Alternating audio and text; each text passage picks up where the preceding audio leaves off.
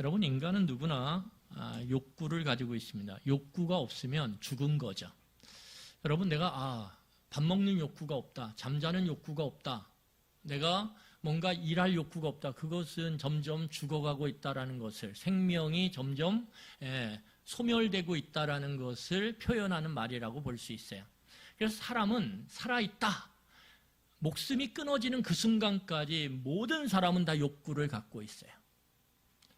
여러분, 예수님께서도 십자가에 달려 돌아가시는 그 과정 속에서도 예수님이 마지막까지 뭐라고 말씀하시냐면 내가 목마르다. 이게 욕구거든요. 목마름의 욕구. 우리 청소년들 잘 들으세요.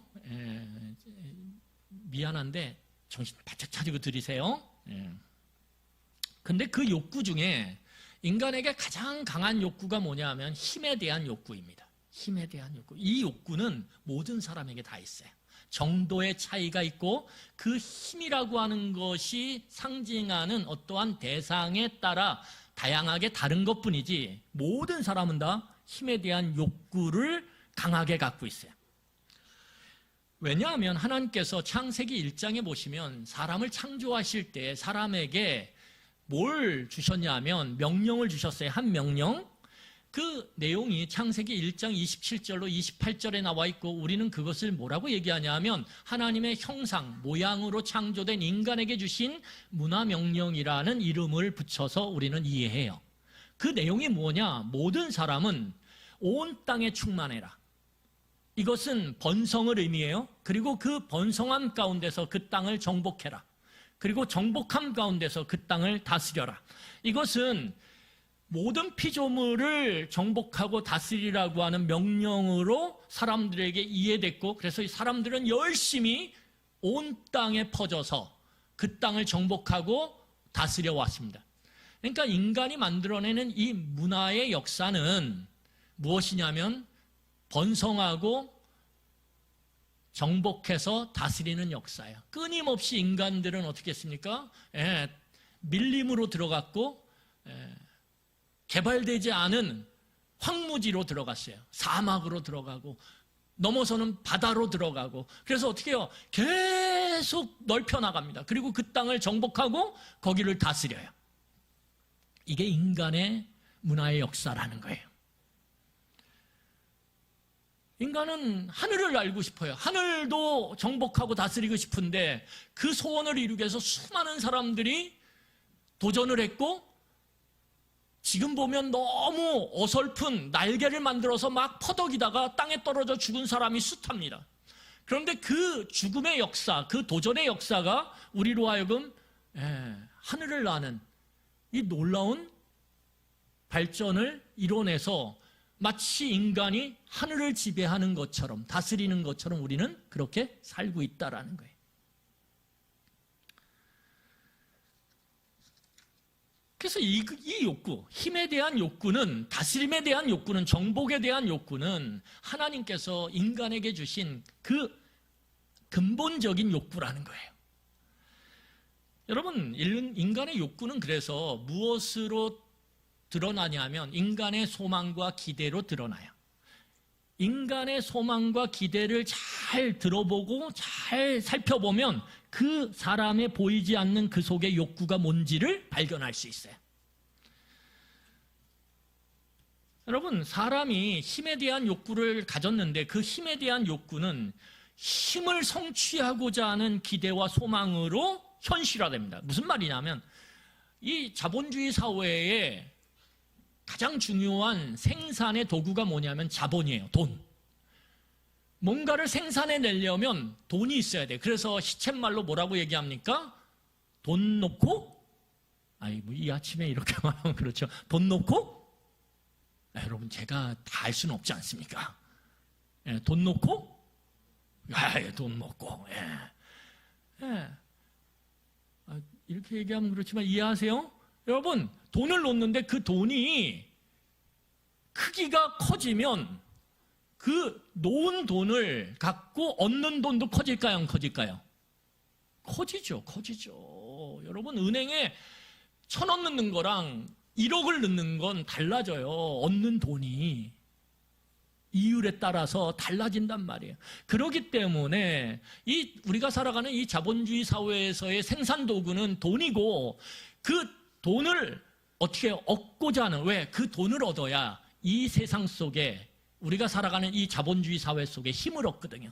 그러니까 아이들에게 물어요. 너희의 꿈이 무엇이냐? 요즘 아이들은 뭐라고 얘기합니까? 꿈을? 건물주 되는 거예요. 바뀌었어요. 애들의 꿈이 다 건물주가 되는 거예요. 왜? 그래야 돈을 많이 벌 수 있거든요. 쉽게. 돈을 많이 벌어야 내가 하고 싶은 일 마음대로 하면서 사람들한테 무시받지 않거든요. 그러니까 아이들의 그 힘에 대한 욕구가 어떤 소망으로 나타나냐면, 어떤 기대로 나타나냐면, 돈을 많이 버는 건물주 되는 거, 돈을 많이 버는 아이돌 스타가 되는 거, 그러한 것들로 나타나고 있다라는 거예요. 예전에 부모들은 자녀가 연예인이 된다 그러면 시쳇말로 딴따라 된다 그래서 뜯어 말렸어요. 그런데 요즘은 어떻게 합니까? 부모가 자녀를 끌고 다녀요. 너도 아이돌 스타가 돼서 부모에게 집 좀 해줘라, 막 차 좀 해줘라, 막 이렇게. 그래가지고 어떻게 합니까? 부모들이 아이들을 끌고 다니면서 오디션 보게 하고, 그래서 아이돌 스타로 만들려고 막 애를 써요. 학원마다, 아이돌 스타를 만드는 학원마다 아이들이 차고 넘쳐요. 왜요? 힘에 대한 욕구가 있기 때문에 그래요. 그것이 돈이라고 하는 그것에 대한 기대, 그것에 대한 소망으로 나타나기 때문에. 여러분, 그래서 이러한 힘을 성취하기 위해서 인간이 기대를 하고, 그 힘을 얻는 기대, 힘을 얻는 소망을 가져요. 그러면 인간은 뭘로 변하냐면 노력하는 인간으로 변해요. 노력하는 인간. 열심히 노력합니다. 여러분, 아이들이 나도 아이돌 스타가 돼서 돈을 벌어서 힘을 얻고 싶다. 남한테 손 벌리지 않고 당당하게 살아가고 어디를 가도 사람들이 나를 귀하게 대접하는 그런 대우를 받고 싶다. 그래서 아이들이 어떻게 합니까? 하루에 10몇 시간씩 막 춤을 춰요. 막 이렇게. 그 아이들의 노력을 보면요, 감히 우리는 언감생심 따라갈 수가 없어요. 어떻게 그 허리를 꺾는 걸 맨날 10몇 시간 쳐요? 얼마나 노력하는지 몰라요. 얼마나 노력하는지. 여러분, 박진영이라고 하는 그 가수가 뭐라고 얘기하냐면, 자기는 60이 넘어서도 젊은 친구들처럼 춤을 추는 게 자기의 소망이고 자기의 기대라는 거예요. 그래서 지금도 열심히 춤을 추고 있다는 거예요. 그냥 앉아서 펜대 굴리면 편하게 먹고 살 수 있는 어마어마한 부자임에도 불구하고 그 사람은 자기의 힘이 어디서 나오는지를 우리에게 말하고 있어요. 내 힘은 내가 춤추는 것을 통해서, 노래하는 것을 통해서 나온다. 열심히 그걸 해요. 얼마나 노력하는지 몰라요. 여러분, 그래서 힘에 대한 그 욕구는 사람으로 하여금 그 힘을 돈으로 얻든, 아니면 내 자리로 얻든, 아니면 내 춤으로 얻든, 내 노래로 얻든, 내 공부를 얻든, 어떤 도구를 통해서 내 힘을 얻게 된다라고 생각했을 때 어떻게 됩니까? 열심히 노력해요. 열심히 노력해요. 여러분, 그래서 사람은 이 노력하는 인간을 만들어내고, 그 노력하는 인간들은 자기의 그 힘이라고 생각하는 그것을 성취하고 획득함으로 어떻게 해요? 내가 행복해진다라고 생각을 해요. 행복해진다라고. 그래서 여러분, 노력하는 사람들이 뭐라고 얘기합니까? 이렇게 얘기해요. 내가 좋은 학교에 입학하면 행복해질 거야. 그래서 열심히 코피 터져가면서 공부해요. 난 좋은 학교 가면 나는 행복해질 수 있어, 이렇게 생각을 해요. 여러분, 어떤 친구들은요, 나는 좋은 직장에 입사만 하면 행복해져. 나는 그 인류 회사에만 입사를 하면 나는 정말 행복해질 거야. 나는 좋은 배우자를 만나면 정말 행복해질 거야. 나는 좋은 집을 사면 행복해질 거야. 나는 좋은 노후를 보낼 수 있는 준비를 하면 행복해질 거야. 사람들이 그렇게 기대하고 소망한다니까요. 왜요? 거기에 욕구가 있거든요. 학생은 공부를 잘해서 좋은 학교에 들어가고자 하는 욕구가 있단 말이에요. 그리고 그것을 통해서 자기가 행복해질 거라고 기대하고 소망하기 때문에 코피 터져가면서 공부하는 거예요. 그런데 여러분, 정말 그렇게 힘을 얻으면, 그 힘의 욕구가 채워지면 행복해질까요? 이게 대단한 착각이거든요. 대단한 착각. 대단한 착각. 여러분, 좋은 학교 들어가면 행복해질까요?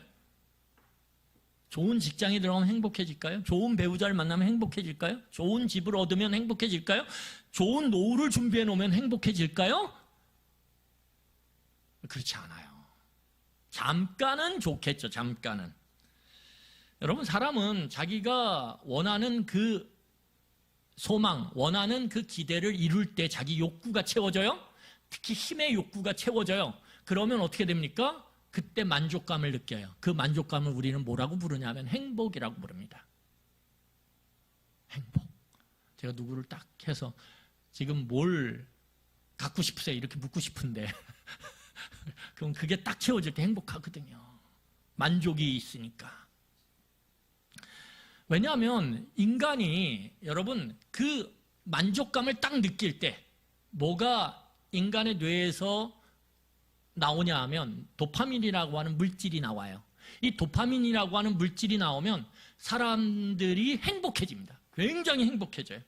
그런데 이러한 힘의 성취를 통해서, 힘의 욕구가 채워지는 것들을 통해서 얻는 그 쾌감, 그 만족, 그 행복감은 금방 사라져요. 도파민이 계속 나오질 않아요. 조금 나왔다가 어떻게 해요? 금방 나오지 않아요. 그러니까 만족도 금방 사라지고 행복감도 금방 사라지는 거예요. 근데 문제는 뭐냐 하면, 이렇게 한번 그 힘의 욕구가 채워짐을 통해서 행복감을 느끼잖아요. 도파민이 탁 나와서. 그런데 그 도파민이 금방 끊어진단 말이에요. 나오지 않는단 말이에요. 그러면 인간은 아주 놀랍게도 그 도파민을 원해요. 그래서 어떻게 해요? 더 좋은, 더 큰 기대와 소망을 품기 시작해요. 그러지 않고는 인간 안에 있는 이 공허감을 채울 수가 없어요. 만족이 없어요, 인간에게는. 만족해지지 않으면 행복은 찾아오지 않습니다. 왜요? 우리 인간 뇌에서 도파민이 나오질 않거든요, 이 물질이. 채워져야지만 나와요. 그러니까 지금 내가 채웠던 걸 똑같이 채우면 도파민이 나오냐? 안 나와요. 안 나와요.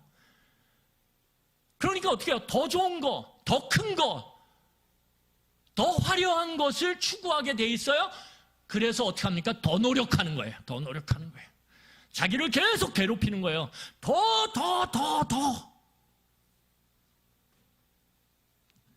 그래서 이건 마치 무엇과 같냐면 밑빠진 독에 물을 붓는 것과 같습니다. 왜요? 더 노력해야 행복해지거든요. 더 큰 걸 성취해야 내 힘에 대한 욕구가 채워지거든요.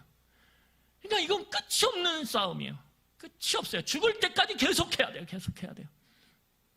내가 안 되면 자식까지 동원해서 해야 돼요. 네가 내 그 원함을 이루어라. 그래서 너가 더 좋은 것, 더 높은 자리, 더 큰 것, 네가 성취해라. 그래서 어떻게 해요? 내 그 행복을, 힘에 대한 욕구가 채워짐으로 행복해지는 그것을 자식에게 투영을 해요.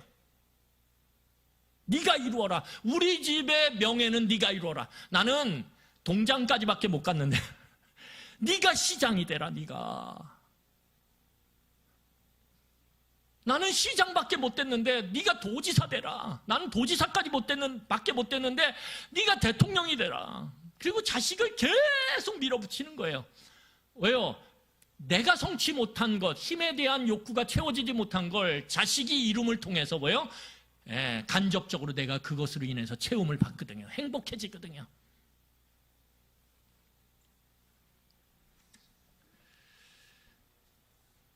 여러분, 그러면 제가 지금 말씀드렸던 것처럼 이것은 우리에게 참된 행복을 줄 수가 없어요. 이 힘의 욕구를 채우려고 하는, 노력하는 인간들은 결코 그 행복감을 채울 수가 없다라는 거예요. 여러분, 주변에서 정말 애쓰고 노력하고 힘쓰고 하는 분들 봐보세요. 정말 행복한가? 저는 아니대요. 보면 얼굴이 다 찡그려져 있어요. 제가 어저께 저희 부모님하고 저 안양에 있는 그 아주 허름한 책상, 이 테이블이 4명 앉는 테이블이 3개 반이에요. 그러니까 3개의 테이블은 4명이 앉고 한 테이블은 2명이 앉아. 그러니까 3개 반이에요. 엄청 허름해요. 근데 거기 탕수육이 너무 맛있다는 거예요. 그래서 어저께 10시 반에 여는데 제가 토요일 날 10시 반에 안양까지 갔어요. 제 아내한테 여보 일어나! 그래가지고 저는 그런 사람이 아니거든요. 그런 사람이 아니에요. 저는 이렇게 갔다가 줄 섰으면 줄 서서까지 이걸 먹어. 그리고 딴 데 가서 먹는 사람이에요. 근데 갔어요. 부모님이 너무 맛있다 그래서 갔는데 저희가 첫 손님으로 들어왔어요. 10시 반 딱 돼가지고 들어왔거든요. 문 열자면 너무 맛있는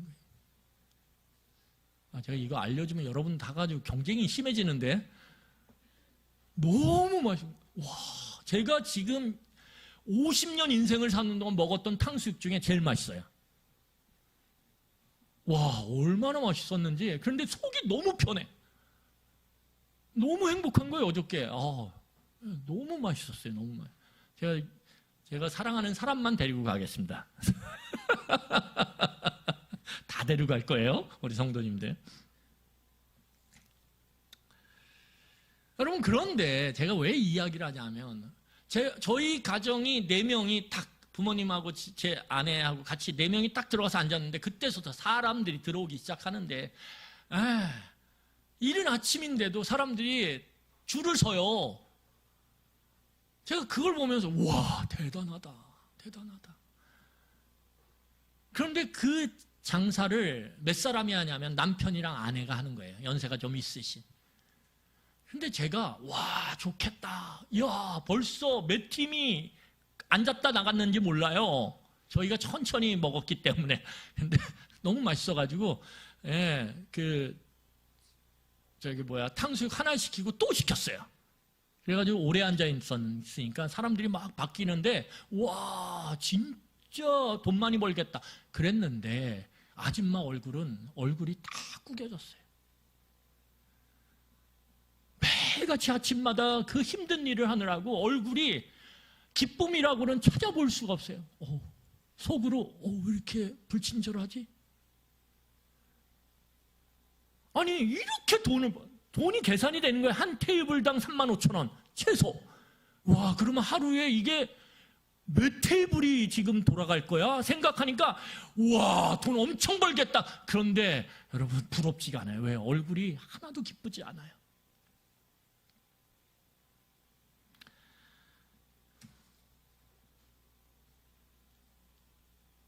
그래서 제가 탕수육 장사를 한번 해봐야 되겠다 그런 마음이 사라졌어요.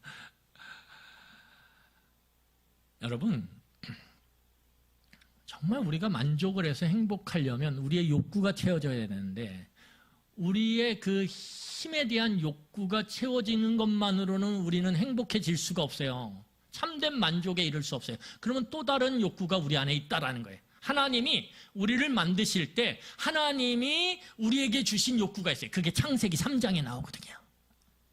창세기 2장과 3장에 어떤 욕구가 인간에게 있냐면 관계의 욕구가 있어요. 관계의 욕구.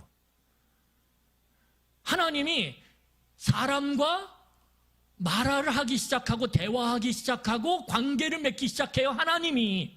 여러분, 인간이 최초의 관계를 맺은 게 누굽니까? 하나님이에요. 그리고 그 하나님이 어떻게 해요? 인간과 인간의 관계를 맺게 하셨어요. 어떻게? 아담과 하와를 통해서. 그리고 그 아담과 하와를 통해서 어떻게 해요? 다른 피조물들과 관계를 맺게 해주셨어요. 어떻게 해요? 이름을 붙이도록 함으로 인해서. 여러분, 이름을 불러줄 때 관계가 맺어지는 거예요. 그러니까 이 창세기 2장과 3장엔 인간에게 주신 하나님의 관계의 욕구가 엄청나게 드러나 있다라는 거예요. 그래서 사람은 이 관계의 욕구가 채워져야 돼요. 특히 하나님과의 관계가 바르게 연결되고 채워질 때, 친밀함으로 채워질 때 어떻게 됩니까? 다른 타인과의 관계. 제가 아까 말씀드렸죠. 아이들을 위해서 기도할 때 어른된 자들의 관계 문제, 그 관계로 인해 힘들어지는 상황들을 역추적해서 들어가면 다 뭐예요? 어린 시절 부모와 자식 간의 관계 문제가 있었다는 것을 발견하게 된다는 거예요. 결국은 타인과의 관계 문제의 근본은 무엇입니까? 하나님을 알지 못하는 거예요. 하나님을 바르게 알지 못하는 것. 그 하나님과 바르게 알므로 친밀함을 갖지 못하는 것이 우리가 타인과의 관계를 바르게 가져가는 데 있어서, 친밀하게 가져가는 데 있어서 엄청난 장애를 만들어낸다라는 거예요. 그러니까 이 관계의 욕구, 특히 창조주와 이 바른 관계와 친밀함을 가질 때 우리는 어떻게 됩니까? 두 개의 욕구, 인간에게 있는 가장 큰 욕구인 힘에 대한 욕구와 관계에 대한 욕구가 채워지는 거예요. 그래야만 뭐가 됩니까? 이 균형을 통해서. 여러분, 친밀한 관계를 위해서 우리가 애써야 돼요. 그런데 그러면 노력하지 말라라는 거냐? 아니에요. 열심히 노력해야 돼요. 노력해야 되는데 그 노력하는 것들로만 우리의 욕구를 채우려고 하면 어떤 문제가 일어나냐면 그 노력하는 인간은 관계를 맺어서 친밀해지고자 하는 인간을 압도해버려요. 여러분, 사람이 보세요. 세상을 살아가면서 힘을 얻고자 하잖아요. 이 욕구가 크거든요. 그리고 그것이 점점 힘이 커지면 어떻게 됩니까? 이 사람은 이 타락한 세상 속에서 얼마든지 관계를 악용하거나 끊어버리거나 오히려 그 관계를 내 그 힘을 얻기 위한 도구로 사용할 수 있어요. 속이고 억누르고 착취하고 억압하고 얼마든지 가능해요. 그래서 우리가 살아가는 이 세상 속에서는 힘의 욕구가 관계의 욕구를 압도해버린다는 거예요. 이게 문제라는 거예요. 여러분, 부모가요, 자식이 내가 공부를 제대로 못했었는데 그래서 세상에서 참 직장에서 창피당하고 사람들한테 손가락질 당했는데 하찮게 취급받았는데 내가 그게 내 마음 깊은 곳에 한으로 남아있어. 그럼 어떻게 될까요? 자녀에게 아까 말씀드렸듯이 투영한단 말이에요. 그래서 내 자녀는 어떻게든 공부를 잘해서 좋은 대학 가서 좋은 직장 가서 힘을 얻기를, 그래서 내가 그 자식 때문에 그 힘을 누리기를 간접적으로라도 사람들한테 고개 딱 빳빳이 들고 내 자식이 어느 학교 나왔는지 알아? 내 자식이 어느 직장에 있는지 알아? 그러면서 그 힘을 간접적이라도 부르고 싶어가지고 그렇게 자식을 몰아가요.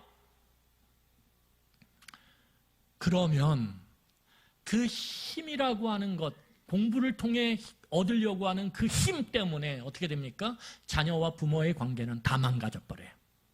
다 망가져버려요. 이게 문제라는 거예요. 그래서 힘을 추구하는 욕구는 관계를 추구하는 욕구를 압도할 만큼 강력하다라는 거예요. 그래서 우리가 균형에 대한 생각, 이 두 욕구에 대한 균형에 대한 생각을 깨어서 민감하게 갖지 못하면 우리는 이 세상을 살아가면서 자연스럽게 예수님을 믿든 믿지 않든 상관없어요. 믿는 부모임에도 불구하고 힘을 얻어야 돼. 그러면서 자식을 밀어붙여요. 힘을 얻어야 돼.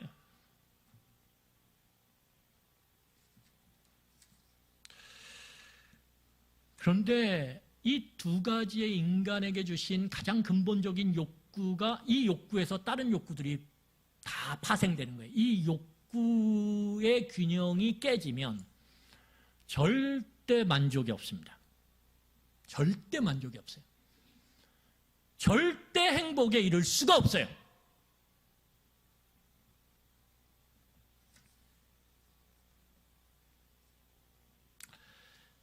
여러분, 그렇기 때문에 오늘 우리가 살펴보는 이 하나님의 기대, 우리를 향한 하나님의 소망은 어디에 놓여져 있냐면 이 인간에게 주신 근본적인 힘에 대한 욕구와 이 관계에 대한 욕구의 균형 가운데 하나님의 우리를 향한 기대와 소망이 놓여져 있다는 거예요.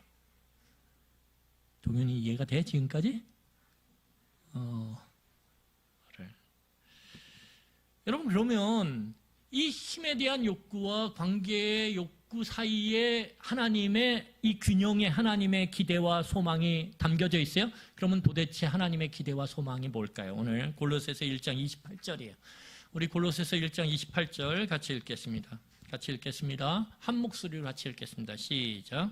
우리가 그를 전파하여 각 사람을 권하고 모든 지혜로 각 사람을 가르침은 각 사람을 그리스도 안에서 완전한 자로 세우려 함이니.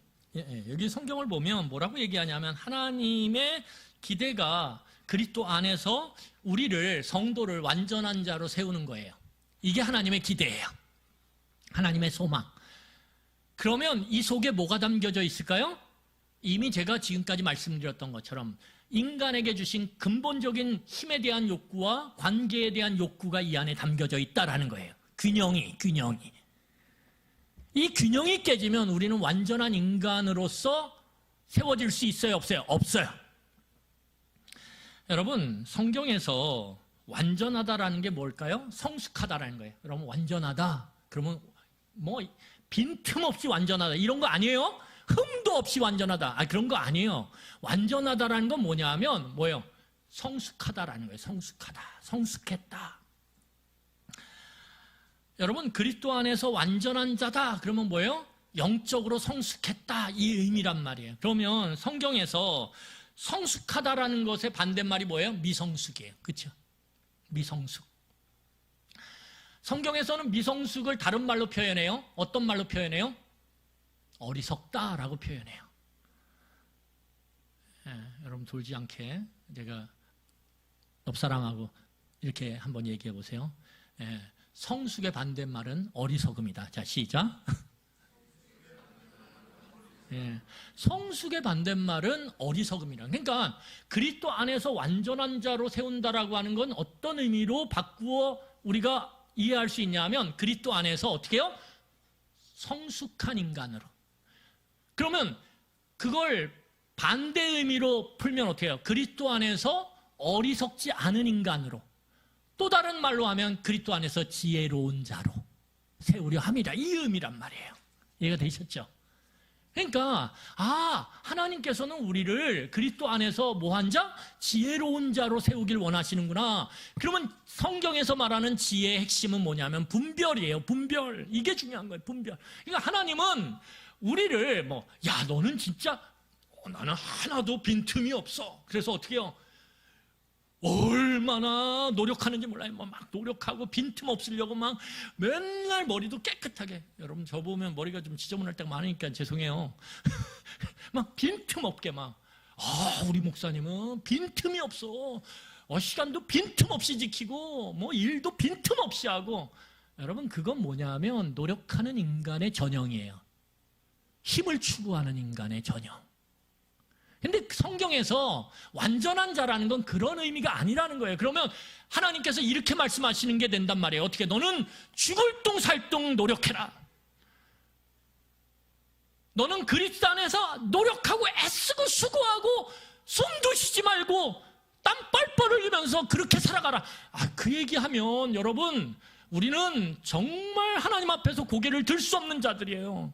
하나님의 기대와 소망을 이룰 수 없는 자란 말이에요. 그게 아니라 오늘 성경이 이야기하는 완전한 자라는 건 지혜로운 자가 되라. 그리스도 안에서. 다시 말해서 그리스도 안에서 제대로 분별하면서 살아라. 이게 하나님이 우리에게 기대하시는 거라는 거예요.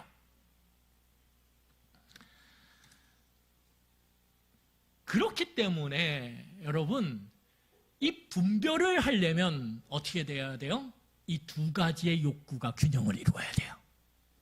힘에 대한 욕구가 노력하는 우리의 모습을 통해서 분명히 추구돼야 돼요. 그런데 이게 끝없이 추구되다 보면 왜? 제가 아까 말씀드렸잖아요. 도파민이 나와야 되니까 그래야 만족을 느끼니까 더 하거든요. 그런데 이걸 잡아주지 않으면 어떻게 돼요? 관계의 욕구가 채워질 수 없어요. 사람을 업신여겨야 되고요. 다른 사람을 깔아뭉개야 되고요. 다른 사람을 착취하고 억압하고 속여야 돼요. 이용해 먹어야 돼요. 그러면 어떻게 되는 거예요? 이 인간에게 주신 욕구의 균형이 깨지는 거예요. 그러면 깨지면 어떻게 될까요? 분별이 제대로 된 사람이에요? 안 된 사람이에요? 안 된 사람이죠. 안 된 사람이죠. 그러니까 행복하지 않아요. 그러니까 만족이 없어요.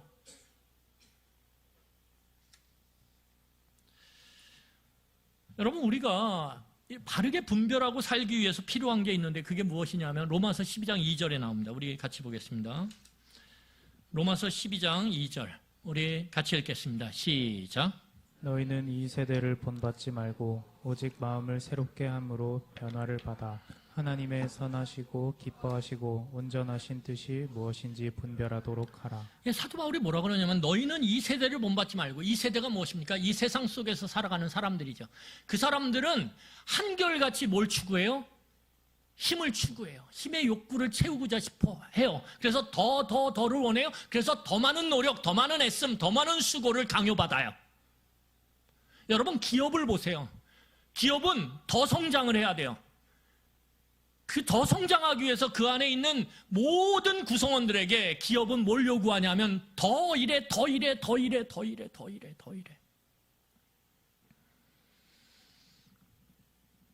이게 이 세대의 모습이라는 거예요. 이 세대의 모습을 본받지 말라라는 거예요. 힘의 욕구를 추구하는 그 힘의 욕구를 통해서 내 삶의 만족이 이루어지고 행복이 이루어질 거라고 그렇게 생각하지 말라라는 거예요. 그럼 어떻게 하냐? 오직 뭐를 새롭게 해요? 마음을 새롭게 하라는 거예요. 힘을 추구하는 그 욕구가 담겨져 있는 그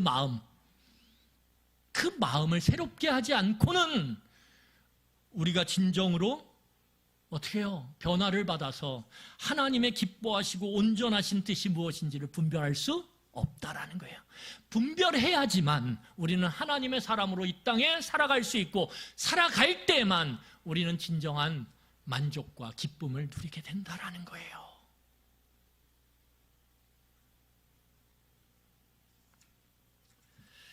여러분, 인간의 마음속에 뭐가 있어요? 죄가 자리 잡아 있다라고 얘기를 해요. 그래서 이 죄는 특징이 뭐냐면, 죄의 특징이 뭔지 아십니까?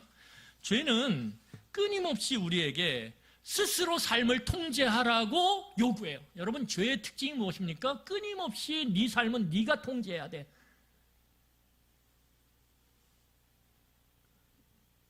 이게 죄의 특징이에요. 왜요? 죄는 하나님과 단절이거든요.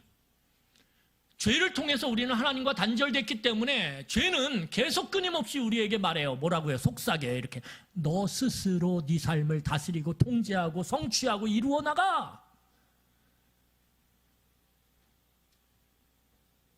하나님과의 관계가 이미 단절됐기 때문에 자신의 삶의 주인은 자신이에요. 그러니까 뭐합니까? 자신이 스스로 자신의 삶을 성취하고 단단히 세우고 높이 세우라고 계속 요구한다라는 거예요. 그러니까 이 죄는, 우리의 마음 가운데 딱 자리 잡고 있는 죄의 모습은 우리로 하여금 끊임없이 힘을 추구하게 만든다는 거예요.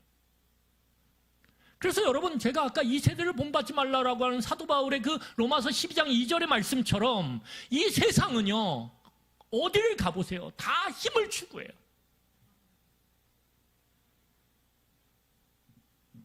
너 스스로 힘을 쟁취해서 네 삶을 이루어가라라고, 안정을 이루어가라라고, 만족을 누리라고 그렇게 요구한단 말이에요. 그래서 죄는 하나님으로부터의 독립을 우리로 하여금 꿈꾸도록 요구해요. 하나님으로부터 독립해야 돼. 하나님 없이 살아야 돼. 그리고 네가 네 삶의 신이 돼서 살아가야 돼.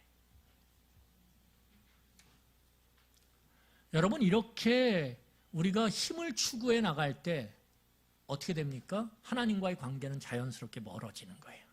하나님과의 관계가 멀어지면 우리는 타인을 어떻게 해요?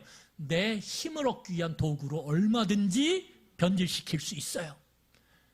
가까운데 어떻게 돼요? 속여요, 막. 내 이익을 위해서 속여요. 여러분, 그런 사람이 장로든 목사든 집사든 권사든 상관없어요. 그 사람들은 뭐예요? 하나님과의 관계의 친밀함이 아닌 힘을 추구하는 욕구, 그것만을 위해서 살아가는 존재라는 거예요.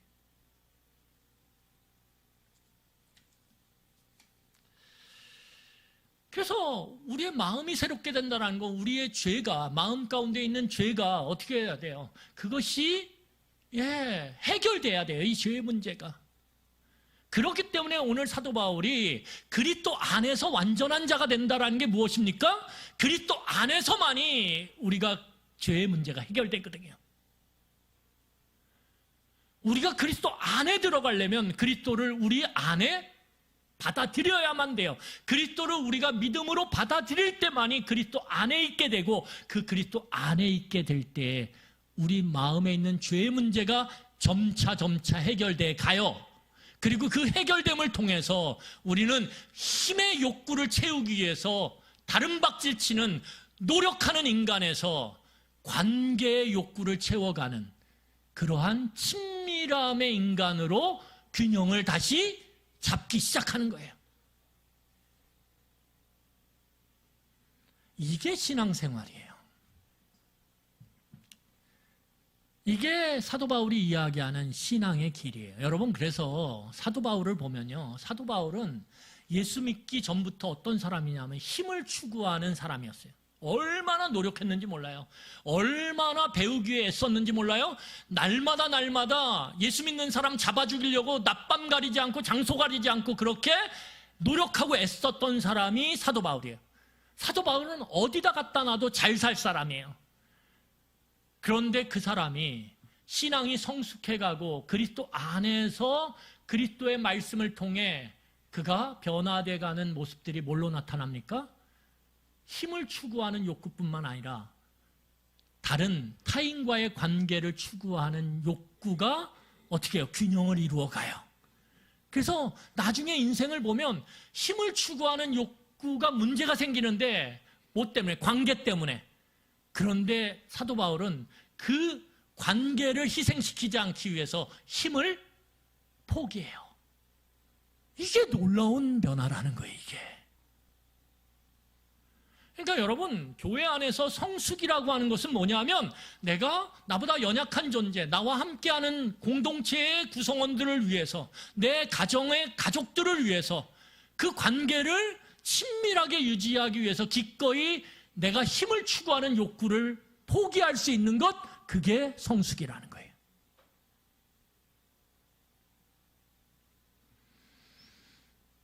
그게 세상과의 다름이에요. 세상과의 다름. 여러분, 그 일이 어떻게 이루어집니까? 오늘 마음을 새롭게 해야 된다는 거죠. 우리 안에 있는 죄의 문제가 해결돼야 된다는 거죠. 그리스도 안에서. 이것은 점진적이고 지속적이에요. 그 일이 무엇으로 가능하게 되냐면, 우리 디모데후서 3장 16절로 17절 읽고 말씀을 마무리하도록 하겠습니다. 16절로 17절이에요. 우리 같이 읽겠습니다. 시작. 모든 성경은 하나님의 감동으로 된 것으로 교훈과 책망과 바르게 함으로 우리에게 유익하니, 이는 하나님의 사람으로 온전하게 하며 모든 선한 일을 행할 능력을 갖추게 하려 함이라. 여기 뭐가 나와요? 뭐가 나와요? 맨 끝에 온전하게, 완전하게. 우리가 읽었던 아까 골로새서 1장 말씀하고 딱 똑같잖아요. 온전하게 되는 게 그리스도 안에서 온전하게 되는데, 우리가 그리스도를 믿게 될 때 하나님과의 관계가 연결되고, 끊어졌던 관계가 연결되고 친밀해지는데, 그 친밀함의 과정을 통해서 우리는 뭐예요? 이 욕구의 균형을 맞춰가는 거예요. 세상 속에서 우리를 자꾸 힘의 욕구를 채워가는 쪽으로 계속 끌고 가도 우리는 거기서 멈춰서 어떻게 해요? 이 관계의 욕구를 채우기 위해서 우리는 시간을 내고 우리의 힘을 낼 수 있다라는 거예요. 그런데 그게 어떻게 된다고요? 오늘 성경을 보니까 말씀을 배움을 통해서. 뭘 배움을 통해서요? 말씀을 배움을 통해서, 성경을 통해서. 그래서 아까 골로새서도 보면요, 1장 27절과 28절에 뭐라고 얘기해요? 그리스도를 전파하고, 그리스도를 전하고, 그리스도를 권하고, 그리스도를 가르치고. 그리스도가 무엇입니까? 말씀이죠. 오늘 디모데후서 3장 16절로 17절과 골로새서 1장 27절과 28절은 똑같아요. 다른 말로 써 있는 것 같지만 똑같다라는 거예요. 어떤 집사님이 저한테 와서 이런 고백을 했어요. 목사님, 제가 말씀을 가까이 하면 할수록 새벽 설교를, 그렇다고 새벽 설교 몇 번 들으시라는 거 아니에요? 저한테 한 고백이에요. 목사님, 제가 새벽 기도를 3번, 4번 같은 설교를 5번 이해가 잘 안 될 때는 듣고 늘 말씀을 가까이 내 삶에 채울 때는 제가 정말 변화가 돼요. 오늘 그거죠. 분별이 돼요, 분별이. 이거 해야 되는지 말아야 되는지. 예전에는 이거 해야 되는지 말아야 되는지 그런 생각조차 못하고 내 본능대로, 본성대로 내 힘을 주장하는 쪽으로 그렇게 살았는데, 그래서 문제가 발생했는데, 이젠 분별이 돼요, 분별이. 이거는 내가 참아야 되겠다. 이건 하지 말아야 되겠다. 이건 가지 말아야 되겠다. 이거는 말하지 말아야 되겠다. 입을 닫아야 되겠다. 분별이 돼요, 분별이. 그러니까 내 삶에 뭔가 변화가 일어나기 시작해요.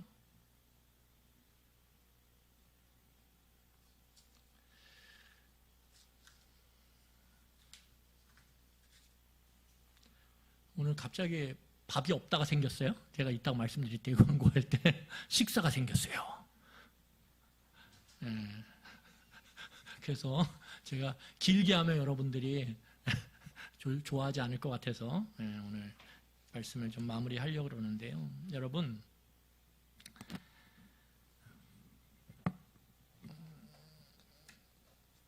우리가 이 삶 가운데서 진짜 만족을 누리며 그 기쁨과 행복을 누리며 살아가는 인생이 되려면 눈에 보이는 우리가 목표한 그 힘을 얻기 위한 도구로 말하는 돈이든 명예든 지위든 자리든, 그게 집이 됐든 그게 배우자가 됐든 그걸로 우리에게 만족과 기쁨, 그 채워짐이 있는 게 아니에요. 왜요? 그거 하면 더. 여러분 남편이나 여러분 아내 처음 만나게 됐을 때 너무 좋았죠? 너무 좋았죠. 그런데 그게 얼마나 가던가요? 제가 볼 때 결혼식 할 때 여러분, 제가 장담하는데 여러분 다 웃으면서 결혼식 했고 결혼사진 찍었을 거예요. 그렇죠? 안 웃으셨어요? 그런데 그 웃음이 얼마나 가던가요? 얼마 못 가요. 그래서 싸우기 시작하고요. 옆에 있는 다른 여자의 남편과 비교하기 시작하고요. 그 남편이 더 좋아 보이고요. 그 아내가 더 좋아 보이고요. 왜 내 아내는 이 모양 이 꼴밖에 안 되는지, 내 남편은 이 모양 이 꼴인지, 우리는 우리 안에 불만을 갖고 서로 으르렁대고 싸워요. 그게 힘을, 욕구를 추구하는 세상의 모습이에요. 그래서 세상은요, 늘 불만족이에요. 여러분 물어보세요. 제가요, 명절 때마다 그 기자들이 나가서 시장에 있는 사람들에게 물어요. 올해 어떠십니까? 그러면 한 해도 너무 기뻐요. 만족해요. 행복해요. 한 적이 없어요. 다 뭐예요? 작년보다 못해요. 죽겠어요. 이러다가 망하겠어요. 세상에, 망했으면요, 우리나라는 매년 망했어요, 매년. 왜요? 삶에는 만족이 없다니까요. 힘을, 욕구를 추구해서는 만족이 우리 안에 있을 수가 없어요. 여러분, 그 해독제는 무엇입니까? 우리가 더 깊은 인정과 사랑을 통해서만이 가능해요. 우리가 하나님 안에서, 그리스도 안에서 더 깊은 사랑, 더 깊은 인정을 우리가 경험할 때만이, 관계를 통해서 우리에게 진짜 만족과 진짜 행복과 기쁨이 찾아오는 거예요. 여러분, 사람이 왜 힘의 욕구를 추구하려고 그래요? 그래야 두려움이 없어지게 돼요. 힘의 욕구를 채워서 힘을 가져야 두렵지가 않아요. 그래야 안정이 되는 것 같아요. 왜 우리가 자녀들에게 자꾸 힘을 얻으라고 공부하라고 왜 그렇게 닥달하면서 부모 자식 관계가 그렇게 틀어지고 관계가 망가집니까? 그래야 내 자식이 세상에서 부끄럽지 않게 힘을 얻어서 살아갈 것 같거든요. 안정이 될 것 같거든요, 미래에. 근데 해보세요. 그렇게 되면 두렵지 않고 안정이 되나? 여러분, 서울대 들어가고 삼성에 들어가면 두렵지 않고 안정이 됩니까?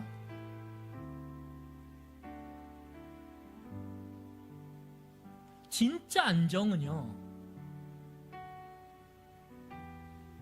더 깊은 인정, 더 더 깊은 사랑을 우리가 경험할 때 가능한 거예요. 내가 이런 모양임에도 불구하고 하나님이 여전히 나를 사랑하시는구나. 하나님은 여전히 나를 인정하고 계시겠구나. 그것을 우리가 경험할 때만이 우리가 어떤 모습에 있든 우리는 그 모든 상황 속에서 감사하게 되고 만족하게 되고 기쁨을 누리게 되는 거예요. 그게 빌립보서의 사도 바울이에요. 그것이 십자가의 길을 가는 예수의 모습이에요. 여러분, 제가 후회하는 게 있어요. 요즘에 자녀들이 이제 독립을 하면서 후회하는 게 뭐냐면, 제가 목사로서 제 자녀들에게 이 둘 사이의 균형을 보여주지 못한 거 너무 후회가 돼요. 내가 좀 더 자녀들 앞에서 노력하는 아빠로서 살았어야 되는데 너무 게을렀어요. 성실하고 노력하는 아빠로 살았어야 되는데 저희 자녀에게 제가 본이 되지는 못했어요. 그래서 너무 부끄러워요, 요새.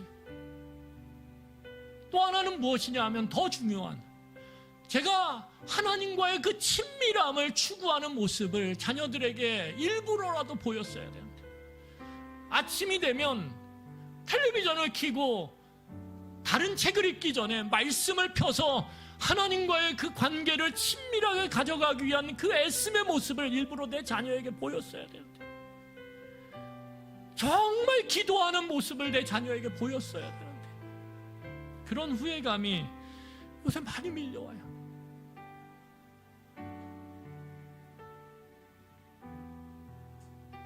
그 아이들이 본 게 있어야 이 세상 속에서 이 욕구의 균형을 맞추며 살아갈 거 아닙니까? 그래야 정말 하나님 앞에서 만족과 기쁨을 누리며 살아갈 거 아닙니까? 헛된 그 힘을 추구하는 그 욕구를 절제하고 조절할 거 아닙니까?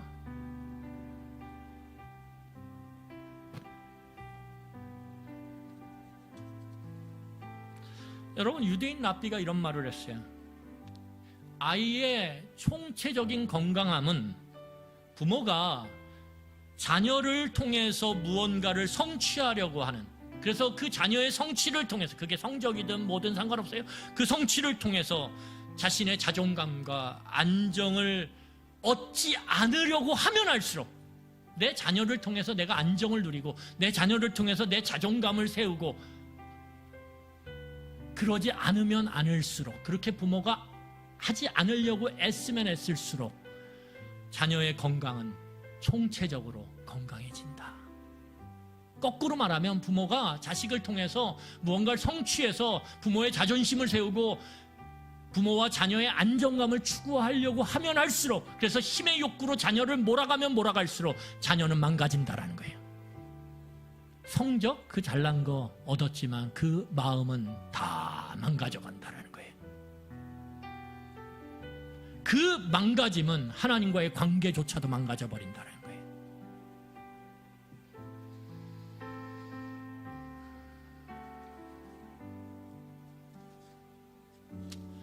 여러분, 한 가지 이야기만 하고 마치겠습니다.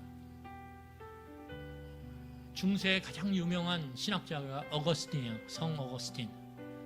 이 어거스틴이 성공을 위해서 평생을 살았던, 젊은 시절을 살았던 사람, 가난한 가정에서 태어났거든요. 그런데 똑똑해가지고 돈 많은 사람이 이 어거스틴을 어떻게 해요? 장학금을 대주면서 공부를 시켰어요. 그래서 그 당시에 이 어거스틴이 엄청나게 뛰어난 사람으로 많은 사람들에게 존경을 받습니다. 이 어거스틴이 그래서 열심히 일해요. 정말 노력을, 가난했으니까 누군가 날 도와주니까 어떻게 해요? 열심히 노력해요. 그래서 정말 뛰어난 그런 사람이 됩니다. 그래서 돈을 많이 벌어요. 그런데 채워지질 않아요. 이 공허감이. 아무리 노력하고 애쓰고 돈을 많이 벌고 유명해지고 사람들이 자기를 인정하고 그렇게 찬사를 보내도 안 채워져요. 그래서 어거스틴이 뭘로 가냐면 성적인 타락으로 가요. 쾌락을 추구하기 시작해. 육체의 쾌락을. 왜? 아무리 해도 얻을 수가 없거든요. 그래서 성적인 쾌락을 추구할 때 도파민이 잠깐 나와요. 그러다가 안 돼요. 그러니까 더 많은 성적인 타락을 추구하기 시작해요.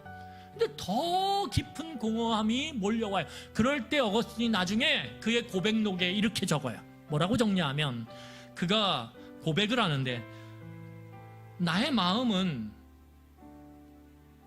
하나님 안에서 쉴 때까지 진정한 쉼을 얻지 못했다. 내가 돈을 추구하고 명예를 추구하고 아름다운 여인들을 추구할 때 잠깐 쉼을 얻는 것 같았지만 또다시 깊은 무게의 그 무거움, 인생의 그 고달픈 무게가 나를 짓눌렀다. 그런데 내가 하나님 앞에 와서 쉼을 누릴 때 나는 더 이상 필요한 게 없어졌다. 그러면 어거스틴이 그 다음에 게으르게 살았냐? 아니요. 그가 하나님 안에서 친밀한 관계를 맺으며 노력해 갈 때 그 노력은 오늘 이 시대까지도 그의 고백록이 많은 사람들의 마음을 바꾸고 하나님께 나아가게 만드는 놀라운 사건이 됐다라는 거예요.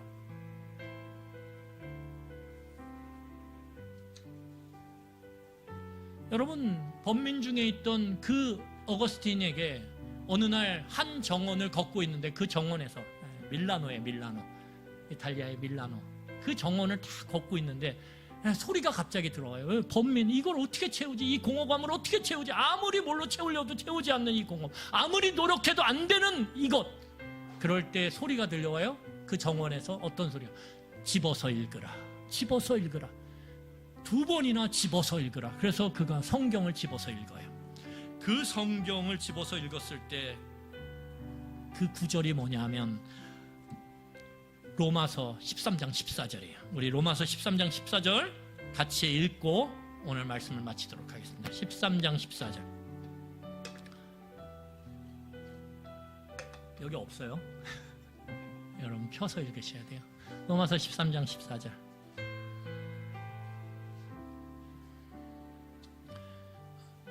우리 로마서 13장 14절 같이 읽겠습니다. 같이 읽겠습니다. 시작. 오직 주 예수 그리스도로 옷 입고 정욕을 위하여 육신의 일을 도모하지 말라. 다시요. 우리 같이 읽겠습니다. 로마서 13장 14절 시작. 오직 주 예수 그리스도로 옷 입고 정욕을 위하여 육신의 일을 도모하지 말라.